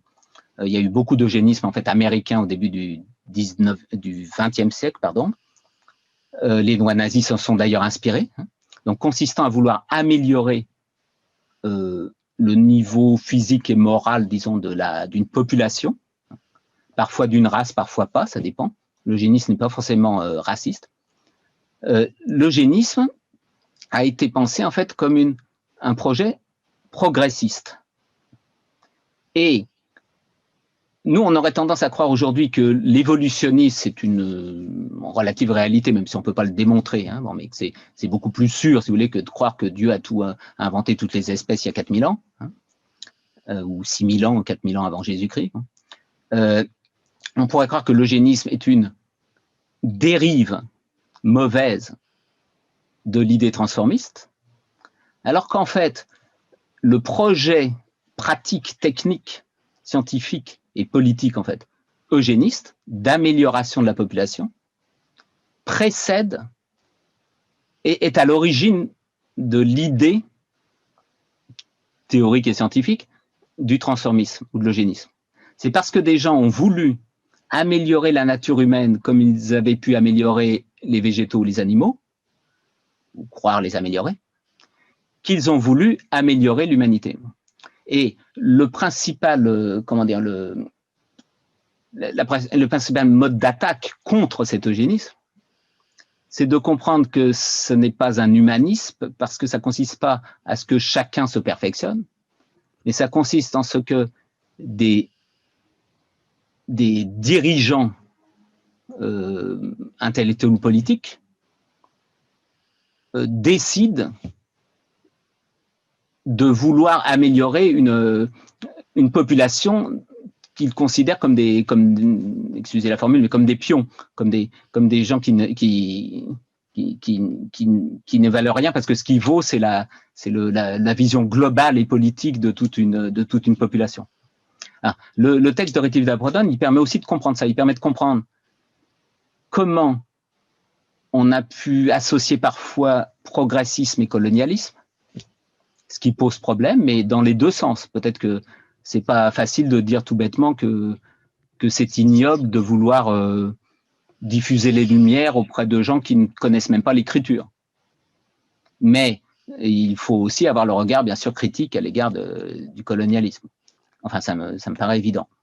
Mais c'est un texte qui aussi permet de comprendre comment on invente le transformisme, de comprendre que l'eugénisme a pu être pensé comme un progrès, quand il ne cherche pas à éliminer, mais seulement à améliorer, mais qu'en soi, ce n'est pas une bonne chose, parce que ça consiste à vouloir améliorer aux dépens de chaque individu.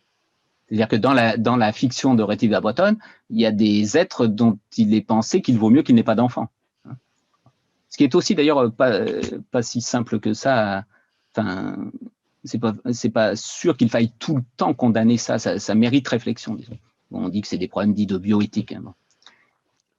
Et encore une minute. Ouais.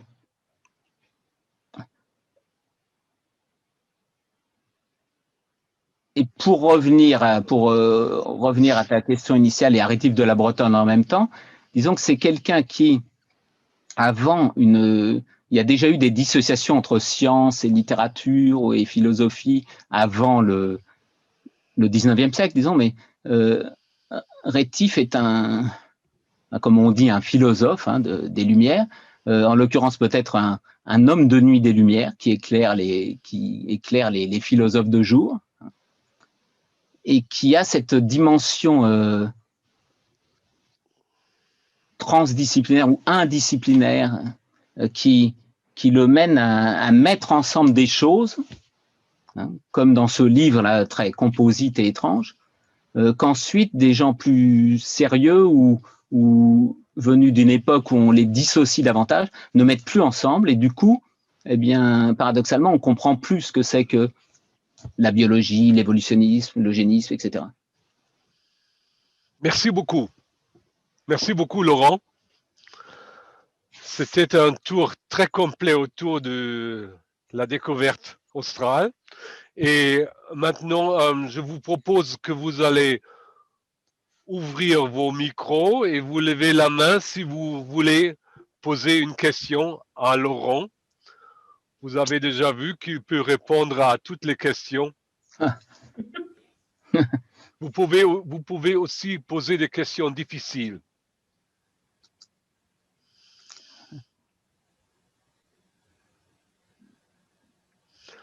Bonsoir. Alors, bonsoir et merci pour votre lecture, et je voudrais bien savoir s'il y a quelques relations ou comparaisons entre Rétif et les voyages de Gulliver de Jonathan Swift dans la littérature anglaise. Oui, ben c'est ça, c'est comme Rainer a dit, Frédéric, là, on a le droit de poser des questions difficiles, donc je n'arrive même plus à me rappeler si j'ai lu tous les voyages de Swift ou pas, mais j'ai demandé, on a tellement de choses à lire pour arriver à éditer La Découverte australe, que j'ai demandé à Adrien aujourd'hui même là d'aller chercher, vous avez trouvé ça ridicule et honteux, mais un fidèle résumé des voyages de Gulliver, parce que je pense que j'ai lu des extraits et pas tout, mais je vais essayer de vous répondre.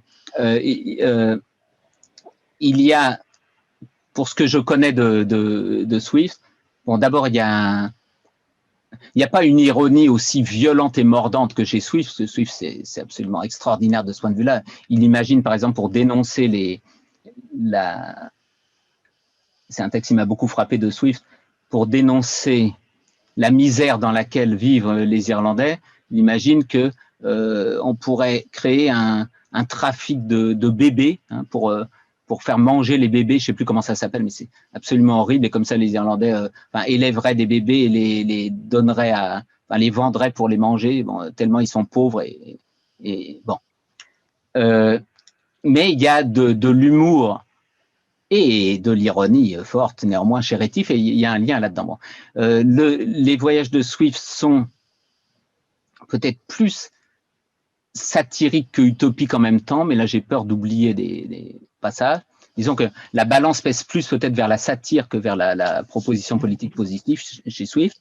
Et puis, il y a quelque chose à quoi on a réfléchi là avec Adrien Chapelle, ici présent, en découvrant récemment une extraordinaire encyclopédie de la science-fiction en anglais, ça s'appelle Encyclopedia of Science Fiction, en ligne, mais c'est avec des dizaines de milliers d'entrées. Un article sur l'archipel.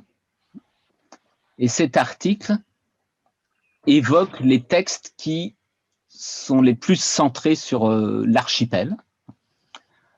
Et avant Rétif donc il y a La Découverte australe, avec une série d'îles, et vous avez vu. Bon. Et puis auparavant, deux textes majeurs, selon l'auteur de cet article, l'Odyssée, dans lequel le voyage d'Ulysse permet de découvrir une série d'îles dans lesquelles il y a à chaque fois des aventures et des leçons morales peut-être à tirer, et le texte de Swift. Donc, je crois que le rapprochement est très important et je vais d'ailleurs continuer à le creuser. Merci beaucoup. De demain. Merci beaucoup.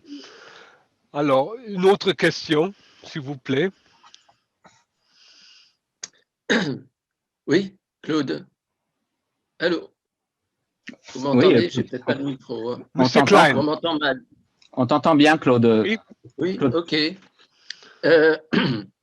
C'est un petit aparté, mais hier soir, il se trouve que j'ai vu sur Arte l'histoire du cosmos, des cosmogénies.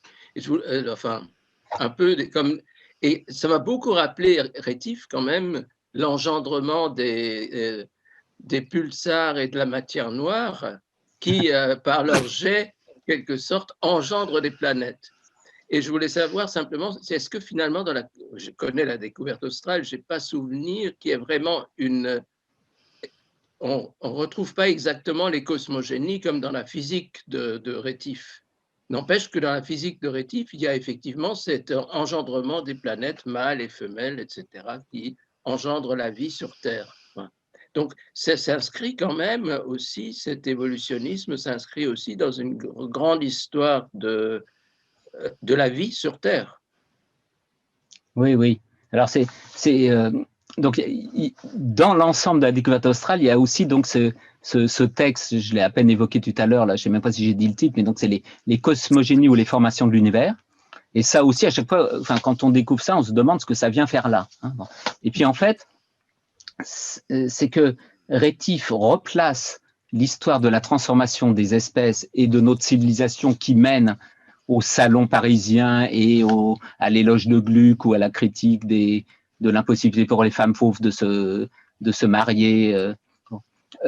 Il replace tout cela dans un espace encore beaucoup plus immense qui est celui de l'univers, qu'il apporte lui-même de manière transformiste. Et donc, Rétif a une théorie de l'évolution de l'univers. Et effectivement, c'est plutôt dans la physique, tu as raison, Claude, qu'il y a une théorie très développée et assez extraordinaire qui est en même temps sexuée. Hein, c'est-à-dire qu'il y a les… Mais ce qui m'a frappé dans la présentation d'Arte hier, c'est que effectivement, il parlait aussi comment finalement les trous noirs engendraient en quelque sorte, les pulsars engendraient d'autres formes, etc.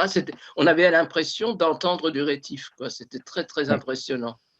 Ben, moi, ça m'a beaucoup plu au moment où je travaillais sur la physique de Rétif de la Bretonne il y a très longtemps, de lire en même temps des théories contemporaines sur ce qu'on a appelé par exemple le Big Bang et le Big Crunch et l'expansion de l'univers, et aussi des théories du temps même de Rétif ou à peu près, des théories de Kant sur le cosmos, et bon, ou d'autres encore, ou de Laplace. Bon. Et celui qui va le plus loin, mais sous une forme imaginative qui paraît délirante et impossible, mais qui est très heuristique, qui fait découvrir vraiment des choses, c'est encore Rétif de la Bretonne, hein, enfin par rapport à Kant ou à Laplace par exemple. Donc Laplace, il croit en gros que l'univers ne bouge pas. Hein. Ça évolue un petit peu. Il essaye de ramener, c'est très intéressant Laplace, mais bon, il essaye de ramener des irrégularités à des régularités. Donc c'est très juste, c'est très passionnant, et Laplace est un grand scientifique. Et Rétif, il invente en fait avant la lettre une espèce de Big Bang et de Big Crunch. Et ça se passe comment? Il y a Dieu et la nature qui copulent. Ça crée une sorte d'explosion qui fait, aujourd'hui on dirait à la suite de, je sais plus qui a inventé la théorie de l'expansion de l'univers. Et donc l'univers s'étend. À partir de là, des comètes. Je glose un peu ce que tu disais, Claude, hein, dans le vocabulaire de Rétif de la physique en 1796. Ça crée des soleils. Il y a des soleils qui eux-mêmes éjectent des comètes qui, en vieillissant, deviennent des planètes. Et puis, au fur et à mesure que ces êtres-là perdent de l'énergie, ils reviennent sur eux-mêmes. Alors, ils se féminisent, donc quand c'est vif, c'est masculin, et quand c'est affaibli, c'est féminin. Et puis, bon, je me permets d'en rire. Bon. Mieux vaut en rire. Mais bon, de très très grands savants de l'époque ont inventé des choses tellement plus ridicules d'un point de vue sexuel. Par exemple, Leibniz a imaginé… J'ai trouvé que le discours qu'on tenait dans l'explication d'Arte sur l'évolution de l'univers avait exactement la même teneur, en fait. Oui, c'est qu'en fait, ce sont des choses sur lesquelles on peut tellement fantasmer parce que ça nous dépasse, que je crois que les théories les plus solides, enfin appuyées sur des techniques, sur de la mathématique aussi, bon, finissent quand même par reprendre des thèmes, enfin, je ne sais pas comment dire, occupent le terrain de thèmes ancestraux et mythiques. Par exemple, est-ce que l'univers va continuer à s'étendre ou est-ce qu'il va se ramasser sur lui-même? On retrouve ça dans des mythes anciens. Oui. Bon, maintenant c'est le tour à Marius Mitrache pour nous poser une question. Bonsoir, félicitations pour cette présentation. Il vient de la Roumanie. Nous C'est ça. sommes internationaux ce soir. Il manque très peu de pays dans le monde. Bonsoir, Oui. Marius. Bonsoir, merci pour cette présentation très intéressante. Juste une petite question. Quelle fut la réception par ses contemporains de ce texte? Les autres auteurs, ses confrères écrivains, comment ont-ils réagi à la publication de ce texte de Rétif? Merci. Oui, alors, j'essaye de répondre. En 2 heures. Je ne sais pas s'il a été… Bon, je vais essayer d'être plus court, pardon pour le représentant de la Roumanie, mais je ne suis pas sûr que j'arrive à être plus court. Mais,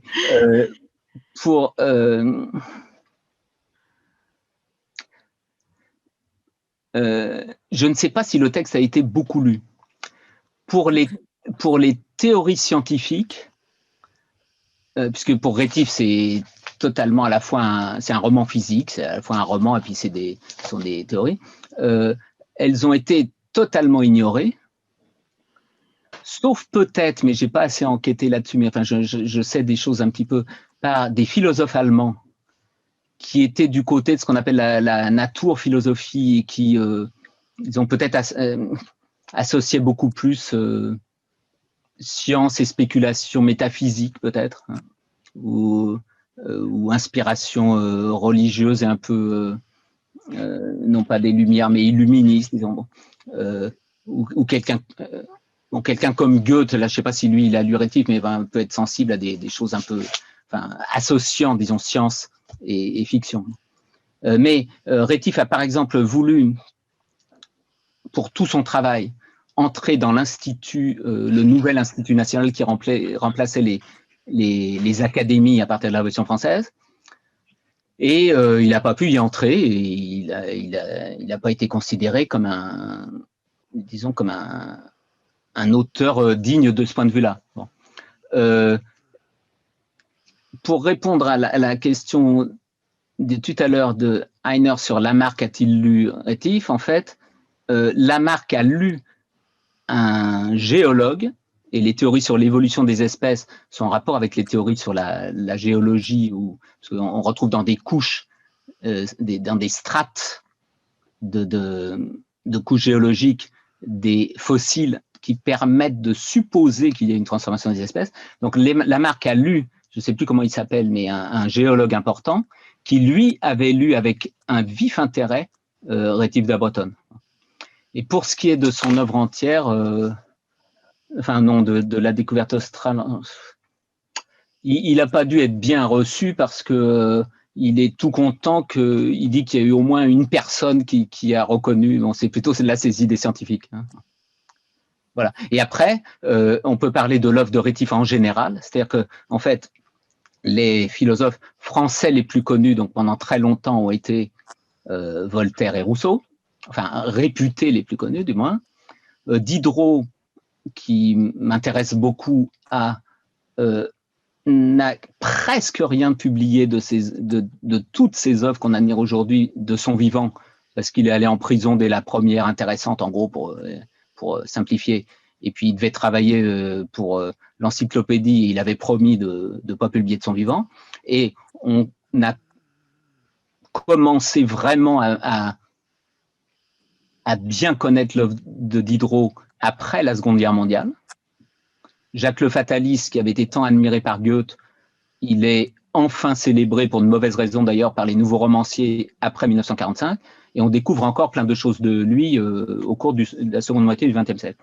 Et pour ce qui est de Rétif d'Abretonne, eh bien, c'est probablement, à part bien sûr des éclaireurs auparavant, notre petite société Rétif de la Bretonne, dont il y a quelques membres là, ici ce soir, et d'abord Pierre Testu, qui manifestement a disparu, le mec qui inaugurait sa caméra aujourd'hui, enfin d'ailleurs on l'a pas vu, bon, mais enfin, qui était là, qui a tellement fait connaître l'œuvre de Rétif après d'autres, mais que il l'a fait entrer en Pléiade, par exemple, hein, et son œuvre, par exemple, il a écrit une autobiographie, Rétif d'Abretonne. Bon, pour aller vite, on pourrait considérer que c'est la plus grande autobiographie après les Confessions d'Augustin et après l'autobiographie de Rousseau. Et c'est entré en Pléiade il y a, je sais plus, enfin 10 ans, 15 ans, je sais plus trop. Et c'est pas ça, Françoise, tu peux allumer ton micro, répondre, hein, peut-être ça fera pas trop de bruit. En 1989. Ouais. Donc il y a 30 ans à peu près. Hein. Et ça commence à être... Mais la découverte australe a été, alors ça c'est un grand signe en France, au programme de l'entrée à l'école normale supérieure il y a quelques années. Mais le texte était tellement mal édité que c'est la moitié du texte qui était là et personne ne savait que l'autre moitié n'était pas là. Les images que vous avez vues n'étaient pas là, etc. Mais ça veut dire que Rétif d'Abretonne commence à être un des... Enfin, commence, non... depuis 30, 40, 50, Oui. Depuis une trentaine d'années, disons, commence à être reconnu comme un des plus grands écrivains philosophes et les plus originaux, ça c'est sûr, de ce qu'on appelle les Lumières françaises. Merci, merci bien. Je voudrais profiter de cette occasion de faire une toute petite publicité. Laurent, en 2013, il m'a répondu pendant presque 2 heures, 1h30 sur Denis Diderot. Les deux films, vous pouvez le voir sur mon blog France Blog Info. Bon, c'était pour vous rappeler. Alors, d'autres questions? Est-ce qu'il y a d'autres questions? Monsieur, s'il vous plaît, vous ouvrez votre micro. Voilà, ça y est. Non, c'est un petit complément à ce qui vient d'être dit. De son vivant, Rétif était quand même très, très connu. Les Contemporaines, 42 volumes, ont été réédités 3 fois. Alors évidemment, c'est pas 50 000 exemplaires à chaque fois, mais c'est probablement 4 5 000, 5 6 000 exemplaires pour chaque édition. Le Paysan perverti est un vrai succès de librairie. Et puis, les lettres des lecteurs qui sont publiées dans la deuxième édition des Contemporaines sont de véritables lettres de vrais lecteurs venus de toute la province, même de l'étranger, de Suisse, etc. Alors, par contre, pour la découverte australe, je ne sais pas quel a été le succès. Ce que je peux dire, c'est qu'aujourd'hui, la découverte australe est sûrement un des rétifs les plus recherchés, mais exclusivement pour les gravures de Binet. Je pense. Oui, en fait, donc j'aurais dû répondre autrement en disant que il a ensuite été écrasé ou oublié au profit des plus grandes figures, mais au 19e et au 20e siècle, alors, c'est ça? Ça dépend pour quelle œuvre. Hein. Oui, tout dépend des œuvres. Bon, il y a des œuvres qui ont été totalement oubliées, mais à partir du Paysan perverti, il y a quand même régulièrement dans la presse même chez Grimm, etc., des critiques qui ne sont pas toujours favorables, mais des ouvrages, quand ils paraissent, sont critiqués. Merci bien. Alors, vous avez encore des questions? Est-ce que je peux encore motiver quelqu'un à poser une question difficile à Laurent? Il y avait Françoise. Excuse-moi, tu as Monsieur Andro. Non, mais Françoise, peut-être. Moi, ce n'est pas une question. Madame, s'il vous plaît. Oui, merci beaucoup Laurent pour ta communication. J'ai compris beaucoup de choses en t'écoutant et notamment le lien, je trouvais très très intéressant ce que tu expliquais du lien entre la découverte australe et les Nuits de Paris, hein, avec cette du hibou spectateur nocturne et le lien que tu as pu établir effectivement entre la lettre d'un singe par exemple et puis cette figure. J'avais jamais pensé, c'est très très intéressant. J'ai trouvé très intéressant aussi ton analyse du transformisme, hein, et pourquoi est-ce que Rétif effectivement défend cette hypothèse. Ma question portait sur la nature du récit et du récit scientifique. Et parce que c'est vrai qu'en lisant Buffon ou en lisant un petit peu de Benoît de Maillet, ou, voilà, ma question n'est pas claire, mais en fait, c'est vrai qu'on peut être étonné par le culot de Rétif qui, après avoir abordé tout un tas de sujets, notamment moraux, politiques, etc., s'improvise scientifique avec la découverte australe à partir d'une formation d'autodidacte.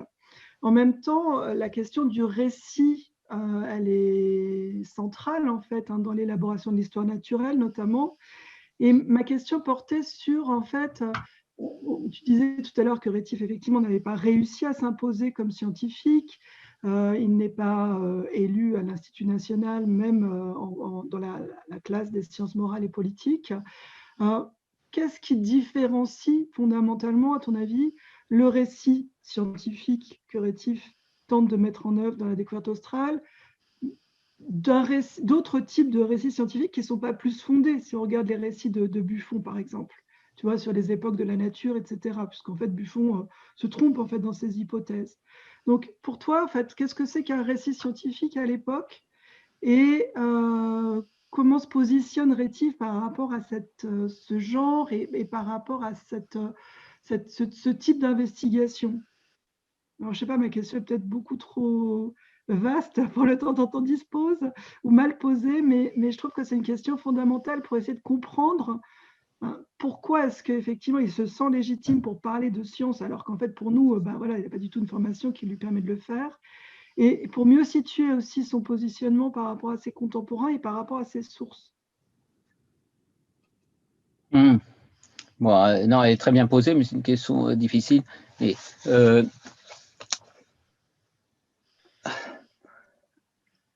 peut-être la différence différence relative entre ce que fait Rétif d'Aboton et ce que fait par exemple Buffon dans son histoire naturelle et aussi dans son volume sur les époques de la nature, c'est que Rétif peut-être en fait ne croit que probablement il apporte des idées vraiment très importantes, mais il n'a pas l'air de jouer le jeu de la forme littéraire du récit scientifique, disons. C'est-à-dire que, regardons par exemple la découverte australe, là, il mêle tellement de choses. Il parle pas en son nom, par exemple, mais il se met dans la peau de différents personnages, y compris d'un homme singe. Bon. Ou bien même il invente que c'est une œuvre posthume, et puis ensuite que c'est un pseudonyme là d'Ulysse qui transmet à un autre pseudonyme, Timothée Joly, qui transmet, bon, et que ces idées lui viennent d'un Australien, enfin, ou d'un méga Patagon. Bon. Donc finalement, c'est peut-être, enfin, c'est ta question qui me fait penser à ça. J'ai pas jamais formulé comme ça avant, mais il est justement dans ce mot que j'avais inventé ou réinventé, l'indisciplinarité, alors même que, même si les disciplines ne sont pas aussi dissociées que, disons, à partir de la bascule du 18e au 19e, enfin, à partir du début du 19e siècle, disons, il va très loin dans l'hybridation volontaire de genres qu'il connaît quand même, et qu'il connaît très bien assez pour en jouer et les hybrider. Et là, je sens qu'en répondant, je m'inspire justement aussi de ce que toi-même tu as étudié. Et aussi, on pourrait rajouter le fait qu'il est souvent aussi dans l'humour, quelque chose n'avait pas... Enfin, oui, dans l'humour et l'ironie ou la distance. Donc la distance par le jeu de dédoublement que Claude aussi a déjà analysé, hein, de dédoublement de porte-parole, la distance par la confrontation de différents bouts de texte de nature différente entre eux. Bon. Et même dans la physique de Monsieur Nicolas, là, qui paraît, enfin, c'est pas une fiction, en gros, c'est un ouvrage de philosophie, une théorie avec des morceaux numérotés. Ben, quand même, c'est un volume qui fait partie de la philosophie de Monsieur Nicolas, qui suit lui-même l'autobiographie de Monsieur Nicolas. Et Monsieur Nicolas, c'est lui, hein, Nicolas Henry d'Abreton. Donc, résultat, il mêle la première grande théorie générale du transformisme et aussi une théorie d'évolution du cosmos à son autobiographie. Donc, ça se fait pas, ça. Enfin, dans le milieu savant. Donc, des théories de Buffon peuvent nous paraître discutables. Les grandes théories de Darwin, c'est pas du tout si simple que ça. Il y a plein de manières aussi de les remettre en partie en cause, pas de remettre l'évolutionniste en cause, mais bon, des théories vraiment très reconnues de très haut niveau sont discutables et relèvent aussi de l'imagination et du récit, contrairement à ce qu'on croit. Mais lui, il fait donc un travail consistant à vouloir, par la fiction, inspirer peut-être des idées philosophico-scientifiques, sans pour autant, sans jouer le jeu scientifique. Je sais pas. Merci beaucoup. Merci beaucoup.